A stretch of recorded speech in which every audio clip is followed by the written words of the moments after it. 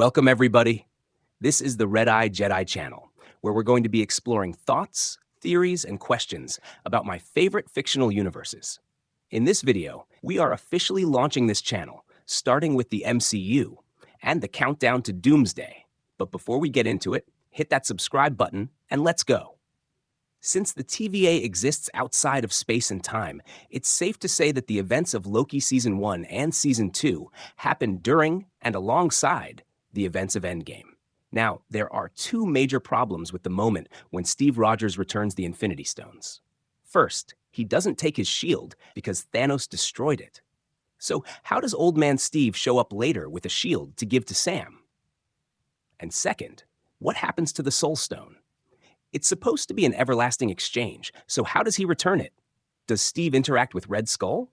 Does Natasha return, but she's stranded?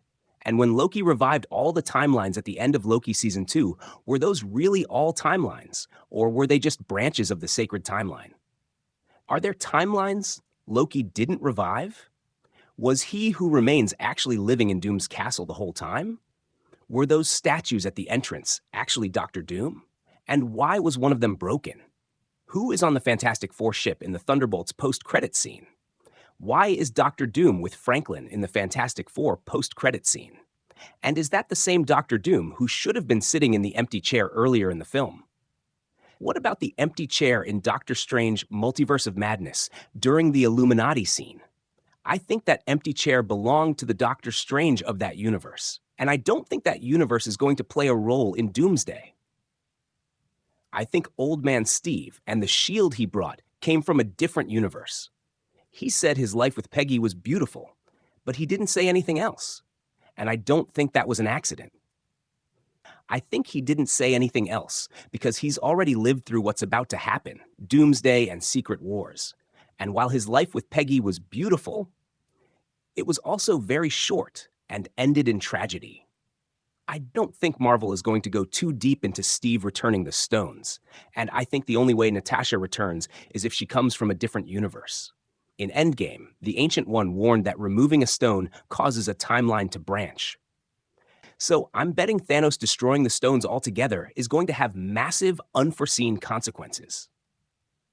I also don't think the Dr. Doom in the Fantastic Four post-credit scene is the same Doom from the empty chair earlier in the film. I think post-credit Doom turned empty seat Doom into one of his mind-controlled zombies.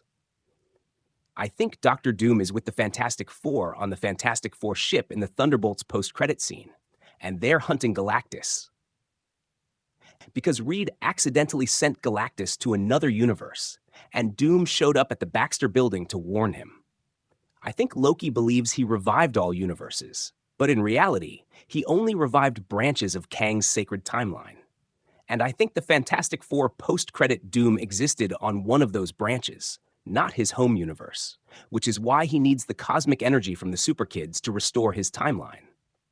Because his was destroyed during the Multiversal War.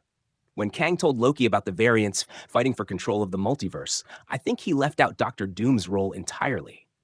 Kang never expected Loki to revive the branches. He just wanted Loki to replace him, watching over the sacred timeline. And finally, if Doom has 3 female variants with him dressed as Doom, I hope we get Captain Marvel, Jean Grey as Dark Phoenix, and the Scarlet Witch. Anyway, that's it for this one.